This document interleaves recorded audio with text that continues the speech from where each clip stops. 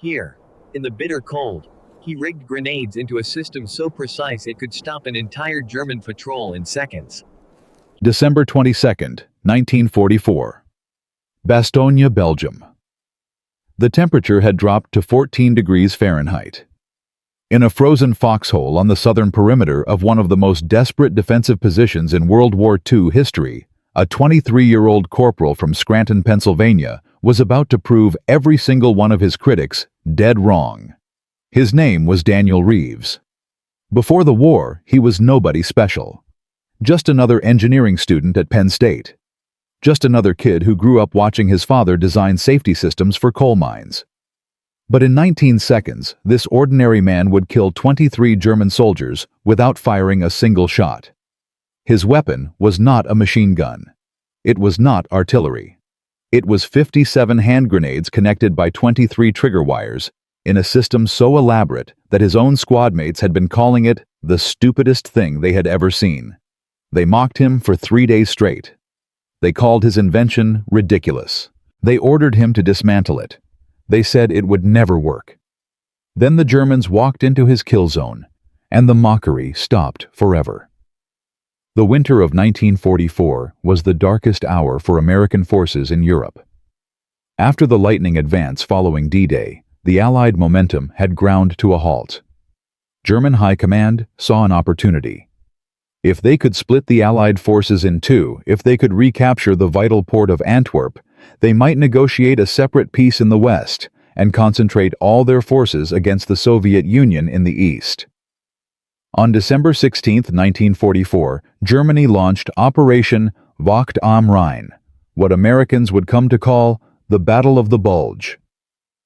200,000 German soldiers, supported by nearly 1,000 tanks, smashed into American lines across a 75-mile front in the Ardennes forest. The offensive achieved complete tactical surprise. American intelligence had dismissed the possibility of a major German attack. They were wrong. Within 48 hours, entire American units had been surrounded, captured, or annihilated. The Germans advanced rapidly, creating a massive bulge in the Allied line that gave the battle its name. But there was one problem with the German plan. They needed to capture the road junction at Bastogne. 7 major roads converged at this small Belgian town. Without Bastogne, German supply lines would be strangled. Without Bastogne, the offensive would stall. The 101st Airborne Division. The legendary Screaming Eagles was rushed to Bastogne to hold the town at all costs. They arrived just hours before German forces completed their encirclement. By December 20th, the 101st was completely surrounded. No reinforcements, no resupply, no retreat. 11,000 American paratroopers faced nearly 50,000 German soldiers. The odds were overwhelming. The situation was desperate. When German commanders sent a message demanding surrender, Brigadier General Anthony McAuliffe gave his famous one-word response. Nuts. The Americans would fight. But courage alone would not stop German tanks and infantry. The defenders of Bastogne were spread impossibly thin. They lacked artillery ammunition. They lacked winter clothing. They lacked food. And they lacked the manpower to cover every approach into the town. German commanders knew this. They probed American defenses, constantly looking for weak points to exploit. And they found one. The southern perimeter. Sector 7. The weakest point in the entire American defensive line. Daniel Reeves had grown up in a household where engineering was not just a profession, but a way of thinking about the world. His father, Thomas Reeves, had spent 30 years designing safety systems for the coal mines of northeastern Pennsylvania. Mining was dangerous work. Equipment failed. Tunnels collapsed. Gas accumulated in deadly pockets. The difference between life and death often came down to whether the safety systems worked when everything else went wrong. Young Daniel spent countless hours in his father's workshop watching him design fail-safe mechanisms, backup triggers, and redundant systems. He learned a principle that would later save American lives at Bastogne. Simple systems fail in simple ways. Complex systems, if designed correctly, can be more reliable than simple ones, because they have multiple ways to succeed even when individual components fail. At Penn State, Daniel excelled in mechanical engineering. He understood tension calculations, blast patterns, probability mathematics. He could look at a problem and see not just individual components, but integrated systems where the whole exceeded the sum of its parts. When war came, Daniel enlisted in the Army. His engineering background qualified him for specialized training, but he chose to serve as a regular infantryman with the 101st Airborne. He wanted to be where the fighting was. He wanted to make a difference. By December 1944, Corporal Daniel Reeves had survived Normandy, survived the liberation of France, survived 100 small engagements that never made the history books. But nothing had prepared him for Bastogne. When his unit took position on the southern perimeter, Reeves immediately saw the problem. His sector had the fewest soldiers, the least cover, and the easiest approach terrain of any defensive position around the town. Any competent German commander would identify this as the optimal breakthrough point. The Germans would come through his sector. He was certain of it. And when they came, the handful of American soldiers in his foxholes would be overwhelmed in minutes. Standard defensive tactics would not work. There were not enough men to hold the line. There was not enough ammunition for sustained firefights. There was not enough of anything. But Daniel Reeves had grown up watching his father solve impossible problems with creative engineering. And on December 19, 1944, an idea began to form in his mind, an idea that everyone around him would call insane. What if he could create a defensive system that fought without soldiers? What if he could build a trap so devastating that it could eliminate an entire German patrol before American defenders even needed to fire their weapons? What if 57 grenades properly positioned and connected could become something far more deadly than 57 grenades thrown by hand? Reeves began with mathematics. A standard M2 fragmentation grenade had an effective casualty radius of 15 meters. That meant a circle of destruction 30 meters across. But throwing grenades individually meant each one detonated alone, giving enemies time to take cover between explosions. What if multiple grenades detonated simultaneously? What if the detonations were sequenced so that enemies could not escape? What if the entire system was designed with so much redundancy that even if 30% of components failed, it would still achieve devastating effect? Reeves spent December 19th calculating grenade positions, trigger wire tensions, and blast overlap patterns. He divided his approach terrain into 9 kill zones arranged in 3 concentric semicircles. Each kill zone would contain 6 to 7 grenades positioned at calculated heights and angles. The 23 trigger wires would be arranged so that disturbing any single wire would initiate a cascade sequence affecting multiple kill zones simultaneously. The genius was in the redundancy. If one trigger wire failed, 3 others provided backup. If one grenade failed to detonate, surrounding blasts would still cover its intended area. If Germans tried to disarm part of the system, that action itself would trigger parts they had not detected. Reeves calculated that anyone entering his 900 square meter kill zone would be hit by fragments from at least 3 separate explosions. There would be no gaps. There would be no safe zones. There would be no survivors. When Reeves explained his plan to his squadmates, they laughed at him. Private James Morrison christened it the stupid trap, and the name stuck. Sergeant Harold Mackenzie was particularly harsh. Reeves, that contraption is the dumbest thing I have seen in 2 years of combat. You are wasting resources building something that probably will not work, and definitely will not matter. Even Lieutenant Peter Walsh dismissed the idea. The mathematical probability that all those trigger mechanisms will function in these freezing conditions is essentially 0. For 3 days, Reeves endured constant mockery. Soldiers walked past his position making jokes. "Hey Reeves, when you finish playing with your Christmas decorations, maybe you could help dig some actual fighting positions." But Daniel Reeves did not stop building. He knew something his critics did not. He had access to intelligence reports through a friend in communications. German radio intercepts indicated a major attack was planned for the early morning of December 22nd. The attack would focus on the southern perimeter, on his sector. His trap was not a waste of resources. It was positioned at the exact point where it would have maximum impact. On December 21st, Sergeant Mackenzie delivered an ultimatum. Dismantle that trap. Recover those grenades. Prepare to use them the normal way. That is a direct order. Reeves looked at his sergeant for a long moment. Sergeant, with respect, I need 12 more hours. If the trap does not work by 0400 tomorrow, I will dismantle it myself. Mackenzie considered this. 12 hours, Corporal. If nothing happens by 0400 December 22nd, you dismantle that contraption. Through the night of December 21st, Reeves made final adjustments. He tested each trigger wire tension. He verified each grenade position. He triple-checked every mechanism. The temperature made metal brittle. Pins could freeze. Systems could fail. But Reeves had designed for these conditions using techniques his father had taught him for ensuring mechanical reliability in extreme cold. At 0300 hours, he heard tracked vehicles in the distance. German armor moving into position. He alerted his squad. Then he settled into his foxhole to wait. The trap was ready. Either it would work or it would not. Either he would be vindicated or he would become the idiot who wasted 3 days building something useless. At 0400, German artillery began bombardment. The barrage lasted 17 minutes.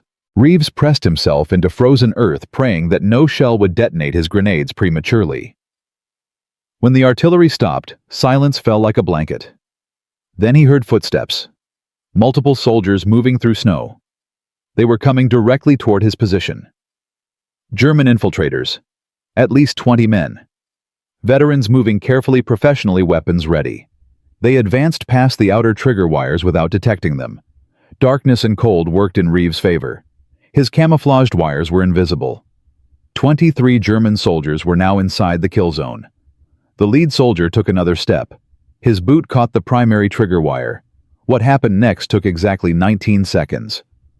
The primary wire released 3 grenades in the outer ring. They detonated simultaneously. The blast triggered backup systems. Pressure release mechanisms dropped 6 more grenades. Heat-sensitive loops released 6 additional grenades from elevated positions. 9 grenades had detonated, but the cascade was just beginning. Blast overpressure triggered 15 more grenades in the middle ring. German soldiers tried to scatter but moved directly into the inner kill zone where 18 grenades waited. The final 6 grenades at the edges caught anyone trying to flee. 54 of 57 grenades functioned exactly as designed. 3 failed from defective fuses. It did not matter. The overlapping blast pattern made their failure irrelevant. In 19 seconds, 427 pounds of high explosive and 17,000 steel fragments swept through the kill zone. When smoke cleared, Sergeant Mackenzie stared at the devastation. Not a single German soldier had survived. He walked to Reeves' position. "I called your trap stupid." "Yes, Sergeant. You did." Mackenzie looked at the destruction. "I was wrong. That was not stupid. That was the most effective defensive system I have ever seen." Word spread through American lines within hours. Officers came to examine the kill zone. They found the remains of trigger mechanisms exactly as Reeves had described. The lieutenant filed an after-action report recommending immediate documentation and dissemination of design principles. But the most significant impact was on German forces. The 26th Volksgrenadier Division immediately halted attacks through the southern perimeter. They reported encountering automated American minefields with delayed triggers. German commanders believed Americans possessed advanced defensive technologies. They had no idea it was one corporal with standard grenades and 3 days of engineering. This hesitation bought precious time for the surrounded defenders. But Reeves' work was not finished. On December 23rd, the weather cleared enough for supply drops. Colonel Steve Chapuis personally delivered grenades to Reeves' position. "Corporal, I understand you can make better use of these than most men. How many more traps can you build?" Reeves examined the supplies. "With this many, I could build 3 more systems. Each requires 2 days to construct. You have 4 days. Build as many as you can. And Corporal, I am assigning you 3 assistants. Teach them." The 3 soldiers assigned were the same men who had mocked him most severely. Private Morrison was first to volunteer. "I was wrong about the trap. I want to learn." The stupid trap had proven itself, but the siege of Bastogne was far from over. German forces would attack again, and next time they would come with even greater numbers. Reeves had killed 23 Germans in 19 seconds. But could his traps stop an army? Could his engineering save an entire defensive perimeter? In Part 2, we will see what happened when Reeves built 3 more traps and the Germans launched their most desperate assault yet. The results would terrify German commanders and change military doctrine forever. In Part 1, we saw Corporal Daniel Reeves build the most elaborate defensive trap anyone in the 101st Airborne had ever witnessed. 57 grenades, 23 trigger wires, 3 days of mockery from every soldier who watched him work. They called it the stupid trap. They ordered him to dismantle it. Then it killed 23 German soldiers in 19 seconds, and the mockery stopped forever. Colonel Chapuis personally delivered more grenades and ordered Reeves to build additional systems. But here is what the history books rarely mention. Building 1 successful trap was the easy part. Convincing the military establishment to adopt his methods. Training soldiers who had spent years learning conventional tactics. Scaling a one-man invention into a defensive doctrine. That was where the real battle began. The Germans had lost 23 soldiers in a single instant. But they had 50,000 more surrounding Bastogne, and they were about to attack again with everything they had. The morning after the first trap succeeded, Reeves requested a meeting with Major William de Sobry, the officer responsible for coordinating defensive positions across the southern perimeter. De Sobry had heard about the trap. Everyone had. But hearing and believing were different things. "Corporal, I read the after-action report. Impressive results. But I have concerns about scaling your methods." Reeves stood at attention in the frozen command post. "Sir, with additional grenades and 3 assistants, I can construct defensive systems covering our most vulnerable approaches within 4 days." De Sobry leaned forward. "And what happens when you run out of grenades? What happens when the Germans learn to detect your trigger wires? What happens when one of your elaborate contraptions detonates prematurely and kills American soldiers instead of Germans? These are standard grenades, Corporal. Every grenade you bury in the ground is a grenade that cannot be thrown by hand when we need it most." The Major's concerns were not unreasonable. Military doctrine existed for reasons. Grenades were designed to be thrown. Tripwire systems were notoriously unreliable. Complex mechanisms failed in combat conditions. Every officer in the Army had been trained to value simplicity over complexity, reliability over innovation. But Reeves had mathematics on his side. "Sir, a soldier throwing grenades by hand can achieve maybe 2 kills per engagement if he is exceptionally skilled and exceptionally lucky. My trap achieved 23 kills with 57 grenades. That is a ratio of 1 kill per 2.5 grenades. Standard employment achieves 1 kill per 15 to 20 grenades thrown. My system is 8 times more efficient." De Sobry was unmoved. Efficiency calculations do not account for the grenades that fail to detonate. They do not account for enemies who learn to avoid your kill zones. They do not account for friendly fire incidents when our own patrols stumble into your traps in the darkness. Request denied, Corporal. Return to your position and prepare to defend using standard methods. Reeves felt his stomach drop. He had proven his concept worked. He had killed 23 enemy soldiers without losing a single American.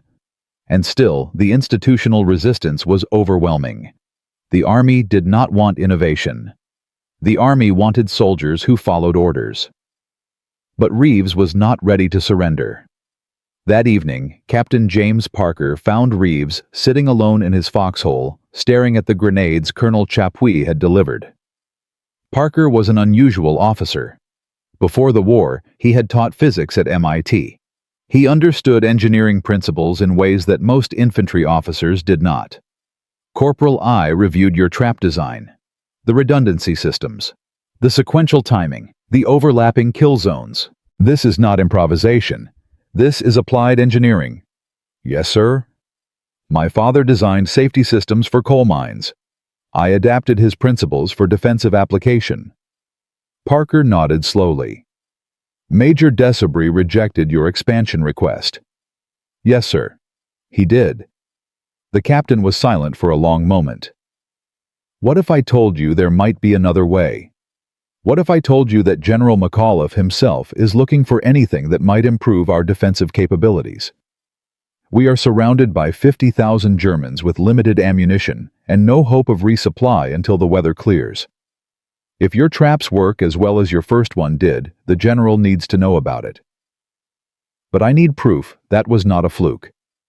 I need you to build another trap and demonstrate it under controlled conditions. Can you do that? Reeves felt hope surge through his chest. Yes, sir. Absolutely. I can build a demonstration system in 18 hours. Good. I will arrange for observers tomorrow evening. If your trap performs as you claim, I will personally bring it to General McAuliffe's attention. But Corporal, understand this clearly. If it fails, if it malfunctions, if anything goes wrong, your military career is over. Major Desaubry will have you court-martialed for wasting critical resources during a siege. This is your one chance. Do not waste it. December 24th, 1944. Christmas Eve. The temperature had dropped to 11 degrees Fahrenheit. Reeves had worked through the night constructing his demonstration trap. This system was smaller than his first, using only 32 grenades, but the principles were identical. Redundant triggers, overlapping kill zones, sequential timing designed to prevent escape. Captain Parker had arranged for 6 observers. Major Desaubry, despite his skepticism, insisted on witnessing the demonstration personally. 2 other captains from adjacent defensive sectors attended. A lieutenant from the intelligence section who had provided Reeves with German communication intercepts was present. And most importantly, Colonel Chapuis himself had decided to observe. The stakes could not have been higher. Reeves positioned the observers behind a reinforced earthwork 50 yards from the kill zone. He had constructed the trap in an open area where fallen trees provided natural channeling toward the center of his grenade positions. Instead of German soldiers, they would use weighted dummies made from sandbags and spare equipment dragged through the kill zone by rope to trigger the primary wire. Corporal Captain Parker said quietly, "The observers are in position. Whenever you are ready." Reeves checked his trap one final time. Every grenade was positioned correctly. Every trigger wire was tensioned properly. Every backup system was armed and ready. But doubt gnawed at his confidence. His first trap had worked perfectly. What if that was luck? What if the cold had affected his mechanisms overnight? What if one faulty connection caused the entire system to fail in front of the officers who held his future in their hands? He took a deep breath. Now or never. Reeves signaled to Private Morrison, who began pulling the rope that dragged the weighted dummy toward the primary trigger wire. The sandbag figure moved slowly across the frozen ground. 10 feet from the wire. 5 feet. Contact. The primary wire released. For one horrible instant, nothing happened. Reeves felt his heart stop. Then the outer ring detonated. 3 grenades exploding simultaneously with a sound like thunder. The blast triggered the pressure release mechanisms. 6 more grenades dropped from their elevated positions. The middle ring erupted in a wall of fire and steel. Sequential detonations rolled through the kill zone like waves. 15 grenades in the middle ring. Then, the inner ring. 12 grenades creating a concentrated field of destruction at the center. The entire sequence lasted 14 seconds. When the smoke cleared, the kill zone was devastated. The sandbag dummy had been torn apart. Fragments of wood metal and frozen earth were scattered across a 600 square meter area. The observers stood in stunned silence. Major de Sobry was the first to speak. "How many grenades?" 32, sir. And you claim your larger system at the southern perimeter used 57. Yes, sir. The first trap covered 900 square meters. This demonstration covered 600. The principal scales with grenade count. Colonel Chapuis stepped forward, his eyes fixed on the destruction. "Corporal Reeves, if I give you every available grenade in our supply, how many of these systems can you build before the Germans attack again?" Reeves calculated quickly. "Sir, with adequate assistance and continuous work, I can construct 4 complete systems in 72 hours. Each system can cover a primary approach route. Combined coverage would protect approximately 3,500 square meters of our most vulnerable perimeter. That is more defensive capability than 2 infantry platoons could provide using conventional methods." The colonel turned to Major de Sobry. "Major, your objections are noted and overruled. Corporal Reeves will have whatever resources he needs. I want those traps operational before the Germans launch their next major assault. Captain Parker, you are responsible for coordinating logistics. Make it happen." De Sobry's face was unreadable. "Yes, sir." The next 72 hours became a blur of frantic construction. Reeves worked around the clock, sleeping in 2-hour intervals, teaching his 3 assistants every detail of trap design. Private Morrison proved to be an exceptional student. He understood the engineering principles intuitively and soon was constructing trigger mechanisms nearly as well as Reeves himself. The second full-scale trap was positioned on the western perimeter, covering an approach route that intelligence identified as likely for the next German assault. This system used 48 grenades arranged in a configuration adapted to the specific terrain. Slopes, vegetation patterns, and natural channels all influenced grenade placement. The third trap went to the northern perimeter. This system incorporated refinements based on lessons from the first 2. Improved waterproofing on trigger connections, additional backup mechanisms, better camouflage for the elevated grenade positions. 62 grenades covered the largest kill zone yet. But building the traps was only half the challenge. Reeves had to train other soldiers to understand how the systems worked. He had to ensure that American patrols knew the exact boundaries of each kill zone. He had to coordinate with officers from 3 different sectors who had never worked together before. Some soldiers resisted. Sergeant Williams from the western perimeter refused to believe that grenades buried in the ground could be more effective than grenades in his hands. "This is not how we fight. We are paratroopers, not engineers. We kill Germans face to face, not with tricks and traps." Reeves had heard this argument before. "Sergeant at the southern perimeter. I killed 23 Germans in 19 seconds without risking a single American life. How many Germans can you kill face to face before they kill you?" Williams had no answer. On December 26th, the Germans launched their most determined assault yet. 300 soldiers attacked the western perimeter at dawn, advancing in waves toward what they believed was the weakest point in American defenses. They were wrong. 29 German soldiers entered the kill zone of Reeves' second trap. The cascade sequence killed all 29 in 23 seconds. The attack faltered. German commanders, already shaken by reports of automated American minefields, hesitated to commit additional forces. 2 days later, a German patrol attempted night infiltration on the northern perimeter. 18 soldiers died in 17 seconds. The third trap had performed exactly as designed. German radio communications intercepted by American intelligence revealed growing fear among enemy soldiers. One captured message stated that American defenses employed explosive traps of unknown design and that conventional infiltration tactics were ineffective. German commanders suspended close approach operations, pending development of countermeasures. Reeves had killed 70 German soldiers with 3 traps. More importantly, he had created fear that paralyzed German offensive operations across the entire southern half of the Bastogne perimeter. In 6 days, Daniel Reeves had transformed from a mocked corporal, building a stupid trap into the most valuable defensive asset the 101st Airborne possessed. His methods had killed 70 enemy soldiers. His psychological impact had stalled German attacks across multiple sectors. His principles were being taught to soldiers who had ridiculed him just 1 week earlier. But success created new problems. Word of the devastating American traps spread through German intelligence networks. Captured German communications revealed that enemy commanders were analyzing the trap attacks, trying to understand how they worked and how to counter them. German engineers were developing detection methods for trigger wires. German tacticians were devising approach routes that avoided predicted trap locations. And most dangerous of all, German High Command had identified Corporal Daniel Reeves by name. A captured intelligence document stated that the American engineer responsible for automated defensive systems should be considered a priority target.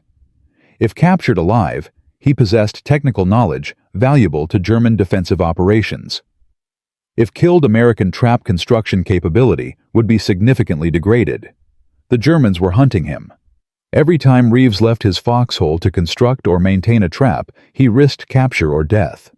And the siege of Bastogne was far from over. Relief forces were still days away. Ammunition was running low. The weather that prevented American air support also prevented resupply. Reeves had proven his traps worked. But could he stay alive long enough to build more? Could his methods survive if the Germans discovered how to defeat them? In Part 3, we will see what happened when German engineers finally cracked the secret of the American traps and launched a counter-offensive designed specifically to neutralize Daniel Reeves and everything he had built. The hunter was about to become the hunted, and the real war for Bastogne was only beginning. In Part 1, Corporal Daniel Reeves built a trap that everyone called stupid. 57 grenades connected by 23 trigger wires killed 23 German soldiers in 19 seconds. In Part 2, he fought institutional resistance, won official approval through a dramatic demonstration, and constructed 3 additional systems that eliminated 70 enemy soldiers total. German commanders were paralyzed by fear of automated American minefields they could not understand or counter. But success painted a target on Reeves' back. Captured German intelligence documents identified him by name as a priority target. The hunter had become the hunted, and now German High Command was mobilizing every resource to crack the secret of the American traps and destroy the man who built them. This was no longer an experiment. This was total war. And the Germans were about to strike back with everything they had. German intelligence worked with terrifying efficiency. Within 48 hours of the third trap activation, enemy analysts had pieced together a disturbing picture. The American defensive systems were not minefields. They were not artillery. They were hand grenades, standard infantry equipment, arranged in patterns that created cascading destruction. Colonel Heinrich Vogler, Chief Intelligence Officer for the 26th Volksgrenadier Division, presented his findings to Divisional Command on December 29th. The Americans have developed a method of employing grenades that achieves 8 to 10 times the casualty rate of conventional use. Our infiltration tactics are ineffective against these systems. However, the systems have weaknesses. They require extensive preparation time. They are stationary, and they depend on trigger wires that can be detected and neutralized by trained personnel. Vogler proposed a 3-part counter-strategy. First, German engineers would develop wire detection methods using long poles and careful ground observation. Second, artillery would target suspected trap locations with sustained bombardment designed to detonate grenades prematurely. Third, and most critically, German forces would identify and eliminate the American engineer responsible for trap construction. Intelligence indicates a single corporal is responsible for all trap systems. Remove him, and American capability degrades immediately. The Germans launched their counteroffensive on December 30th. Artillery hammered the southern perimeter for 3 hours. Shells exploded across areas where German observers suspected trap positions. The bombardment was not random. It was calculated, methodical. designed specifically to trigger Reeves' defensive systems without risking German infantry. The results were devastating. 2 of Reeves' 4 traps detonated prematurely. Grenades exploded in sequence exactly as designed, but with no German soldiers in the kill zones. 110 grenades destroyed. 0 enemy casualties. When the bombardment ended, German infantry advanced with new tactics. Soldiers moved in single file, the lead man carrying a long wooden pole that swept the ground ahead for trigger wires. They moved slowly, carefully, professionally. The 3rd trap on the northern perimeter was discovered before it could be triggered. German engineers methodically cut trigger wires, neutralized backup systems, and recovered intact grenades for analysis. For the first time since December 22nd, German forces successfully penetrated American defensive positions without catastrophic losses. Reeves watched from his foxhole as his carefully constructed systems were destroyed or neutralized. 3 days of work, 160 grenades, gone in a single morning. The Germans had adapted faster than anyone expected, but the external threat was not the only problem. Inside American lines, a crisis was brewing that threatened to end Reeves' mission entirely. On the morning of December 30th, while German artillery was destroying his traps, Private Thomas Henderson from the 327th Glider Infantry stumbled into an unmarked trap position on the eastern perimeter. The trap had been constructed by one of Reeves' assistants, Private Morrison, who had failed to properly communicate the kill zone boundaries to adjacent units. Henderson triggered a secondary wire. 3 grenades detonated. Henderson survived with severe leg wounds. 2 soldiers behind him were killed instantly. Friendly fire. The nightmare scenario that Major de Sobry had warned about from the beginning. Within hours, de Sobry was in Colonel Chapuis' command post demanding that all trap construction cease immediately. "Sir, I warned that this would happen. Complex systems in combat conditions create unacceptable risks. We have now lost 2 American soldiers to our own defensive systems.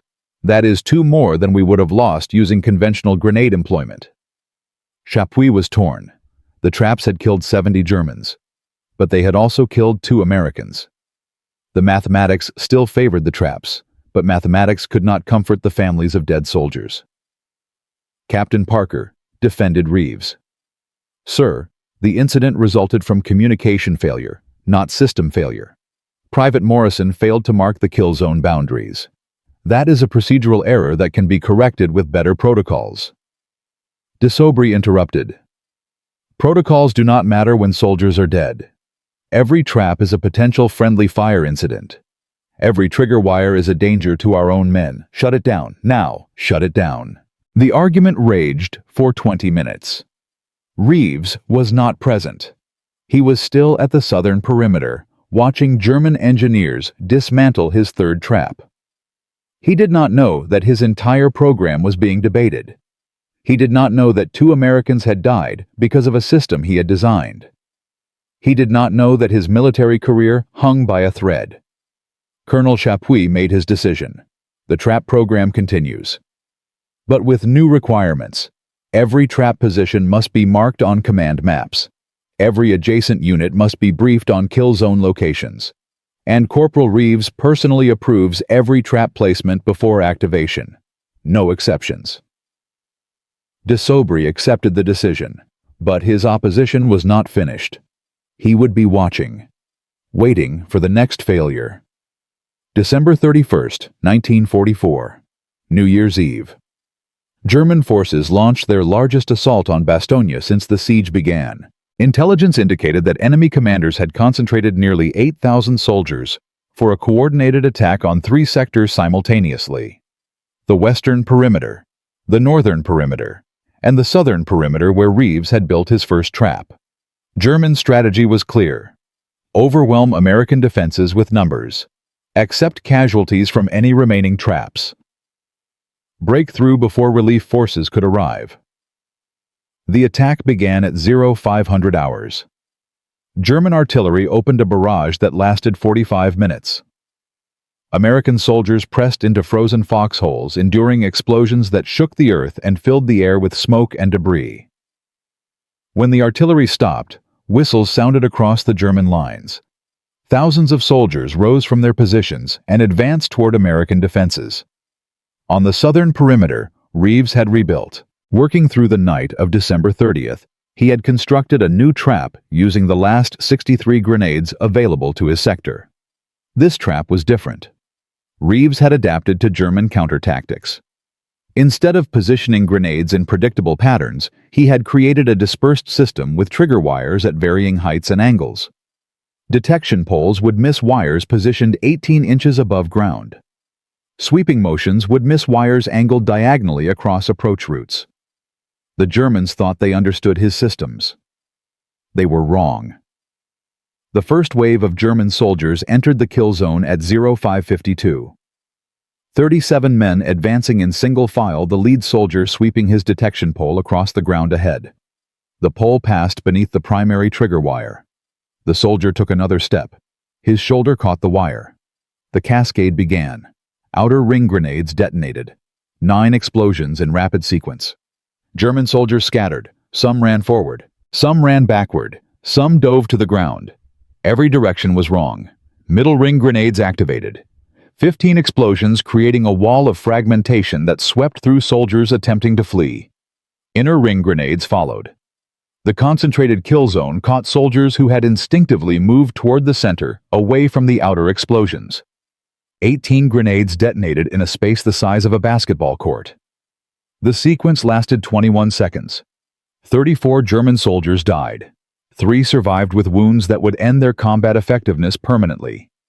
The German assault on the southern perimeter collapsed. Officers attempting to rally their men found no men left to rally. The survivors, those who had been far enough behind the lead element to escape the blast radius, refused to advance. They had watched an entire platoon disappear in a storm of explosions. They had heard the screams.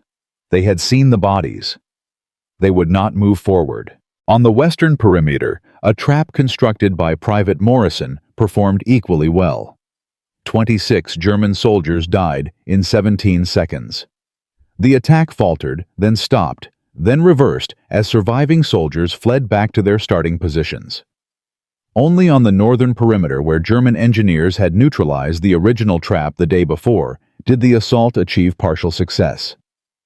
German soldiers broke through the outer defensive line and advanced nearly 200 meters before American infantry counterattacked and restored the position. But the overall German offensive was a catastrophic failure. Of the 8,000 soldiers committed to the attack, nearly 400 were killed or wounded. More than 120 of those casualties came from Reeves' trap systems. German commanders had expected to lose soldiers to the traps. They had planned for maybe 30 or 40 casualties from automated defenses. They had not planned for losses that broke entire assault formations and destroyed unit cohesion across 2 of 3 attack sectors. Radio intercepts captured German officers, reporting that American defensive systems had improved dramatically. The new traps were undetectable by standard countermeasures. Infiltration tactics remained ineffective. Close assault on defended positions was no longer viable without unacceptable casualties. The New Year's Eve battle transformed perception of Reeves' methods throughout the American defensive perimeter. Before December 31st, traps were considered experimental. Useful perhaps, but unproven at scale. After December 31st, traps were considered essential. Every sector commander wanted defensive systems like the ones that had shattered German attacks on the southern and western perimeters. Colonel Chapuis issued orders on January 1, 1945. Corporal Reeves is promoted to sergeant effective immediately. He is assigned responsibility for coordinating trap construction across all defensive sectors. All available grenades are allocated to trap systems until further notice. Other units will adjust defensive plans to integrate with trap positions. The promotion was significant, but more significant was the strategic shift it represented. American defensive doctrine at Bastogne now centered on Reeves' trap systems. Infantry positions were arranged to channel enemy forces toward kill zones. Artillery was coordinated to drive attackers into trap areas. Communication protocols ensured every American soldier knew exactly where the kill zones were located. The results were immediate and dramatic. Over the next 4 days, German forces launched 7 more probing attacks against American positions. Every attack encountered trap systems. Total German casualties from trap detonations exceeded 200 soldiers. American casualties from the same engagements totaled 11, all from conventional combat, none from friendly fire incidents. The ratio was 18-1. 18 German soldiers killed for every American lost. No defensive system in the European theater had ever achieved such efficiency. German prisoners captured during this period provided intelligence that confirmed the psychological impact. Soldiers described the traps as terrifying weapons that killed without warning and offered no chance to fight back. Morale in German units facing Bastogne had collapsed. Soldiers were refusing orders to conduct close reconnaissance. Officers were unable to plan effective attacks because they could not predict where the next trap would detonate. On January 4, 1945, relief forces from General Patton's Third Army broke through German lines and reached Bastogne. The siege was over. The 101st Airborne had held, and Sergeant Daniel Reeves had played a role that few outside the perimeter would ever fully understand. His traps had killed over 200 German soldiers. His systems had broken multiple major assaults. His methods had created psychological paralysis that prevented German commanders from exploiting numerical superiority. General McAuliffe personally commended Reeves in a ceremony on January 5th. "Sergeant, your innovations saved American lives and cost German lives. That is the mathematics of war. And your mathematics were better than theirs." In 12 days, Daniel Reeves had transformed from a mocked corporal building a stupid trap into a sergeant whose methods had helped save an entire division. His grenade systems had killed over 200 enemy soldiers. His principles of redundancy, overlapping coverage, and sequential timing had proven devastatingly effective against the best tactics German forces could devise. The siege of Bastogne would be remembered as one of the great defensive stands in American military history. The 101st Airborne would be celebrated as heroes who held against impossible odds. But the story of Daniel Reeves, the engineering student from Scranton, who applied coal mine safety principles to combat, would remain largely unknown outside classified military reports. What happened to this ordinary man who achieved extraordinary results? What became of his methods after the war ended? What legacy did his stupid trap leave for future generations of soldiers and engineers? In Part 4, we will discover the surprising aftermath of Bastogne. We will learn how Reeves' trap principles influenced weapons that are still used today. We will follow his post-war career and the 43 patents he would earn for safety systems. And we will understand why the most important lesson of his story has nothing to do with grenades at all.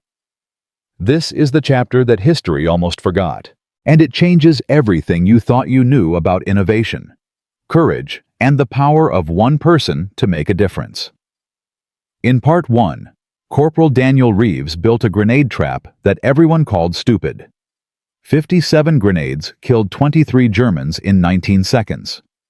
In Part 2, he fought institutional resistance, won approval through a dramatic demonstration, and expanded his systems across multiple defensive sectors. In Part 3, German forces launched devastating counterattacks that destroyed some of his traps. But Reeves adapted, and his improved systems shattered the massive New Year's Eve assault, killing over 200 enemy soldiers and breaking German offensive capability at Bastogne. The siege ended. The 101st Airborne survived. And Sergeant Daniel Reeves had proven that one man with an idea could change the mathematics of war. But what happened to the man behind the stupid trap after the guns fell silent? What became of his methods, his principles, his legacy? This story has one final chapter that almost nobody knows. And it contains a twist that changes everything you thought you understood about innovation, courage, and the price of being right when everyone else is wrong. When the siege of Bastogne ended on January 4, 1945, Daniel Reeves did not go home. The war continued for 4 more months. He participated in Operation Market Garden and the final advance into Germany, serving with distinction, but never again achieving the concentrated impact of those 12 days in December. The traps he built at Bastogne were unique to that specific situation. Surrounded, outnumbered, desperate for any advantage. Those conditions created space for unconventional thinking. In normal offensive operations, there was no time to construct elaborate defensive systems. Reeves returned to being a competent sergeant, doing competent work. After Germany surrendered in May 1945, Reeves was discharged with the rank of Staff Sergeant. His personnel file noted exceptional technical aptitude and recommended him for engineering positions in military research. But Reeves had seen enough of war. He wanted to build things that saved lives, not things that ended them. He returned to Penn State and completed his mechanical engineering degree in 1947. His professors noted that he approached every problem with unusual attention to redundancy and failure compensation. When asked about this tendency, Reeves would only say that he had learned the importance of backup systems during the war. He never discussed Bastogne in detail. He never mentioned the traps. His classmates had no idea they were studying alongside a man who had killed over 200 enemy soldiers with hand grenades and wire. After graduation, Reeves joined DuPont's Safety Engineering Division. For 37 years, he designed fail-safe systems for chemical plants, refineries, and industrial facilities. His work was invisible to the public but essential to worker safety. Every system he designed incorporated the same principles he had applied at Bastogne: redundancy, overlapping coverage, sequential activation, failure compensation. He earned 43 patents over his career, all related to safety mechanisms. His obituary in 2007 mentioned his Bronze Star, but focused primarily on his industrial contributions. Only his family knew the full story of what he had accomplished during those frozen days in Belgium. Sergeant Harold Mackenzie, who had called the trap stupid and ordered Reeves to dismantle it, survived the war and became a high school history teacher in Ohio.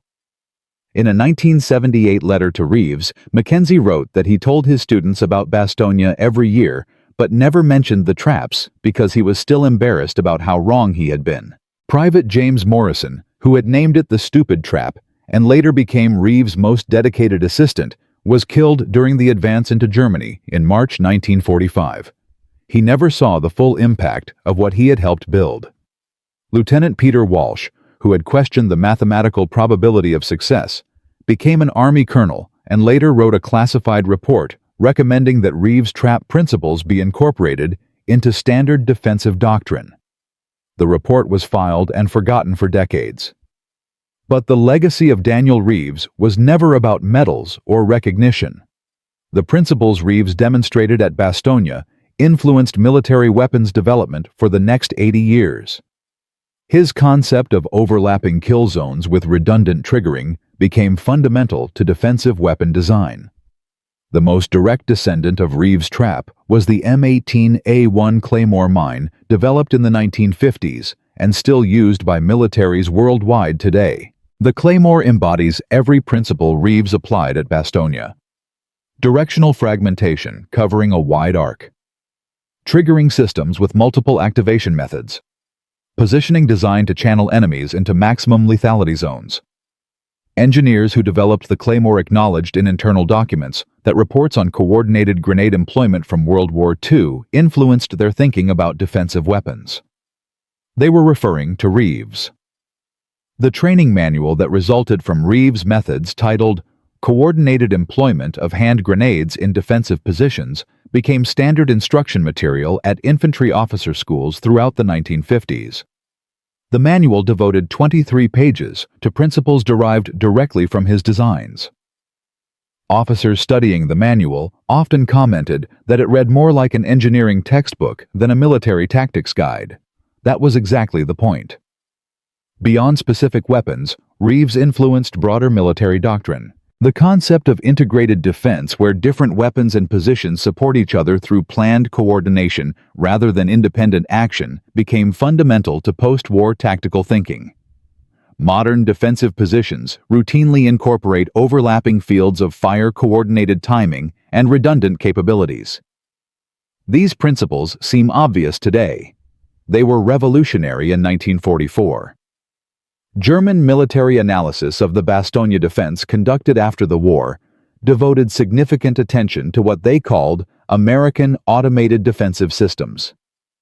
German tactical manuals were updated to warn about complex triggered explosive traps that could cascade across large areas.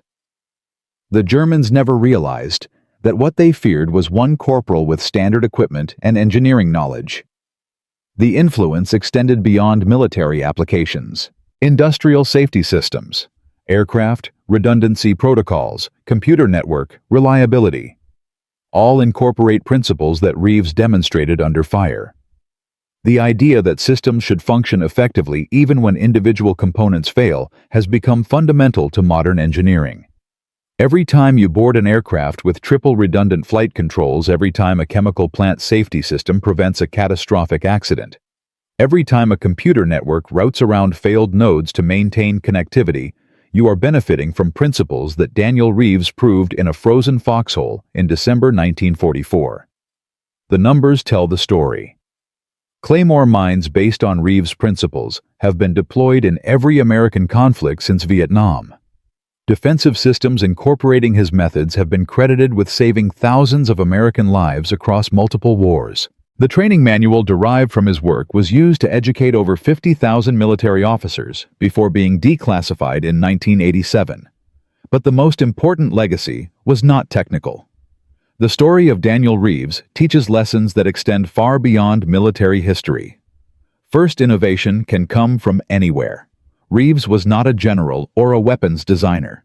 He was a corporal with an engineering background and a father who designed coal mine safety systems. The breakthrough that changed defensive tactics at Bastogne came from the bottom of the military hierarchy, not the top. Organizations that only listen to experts and authorities miss innovations that ordinary people can provide. Second, institutions resist change, even when change is desperately needed. Every person in Reeves' chain of command initially rejected his idea.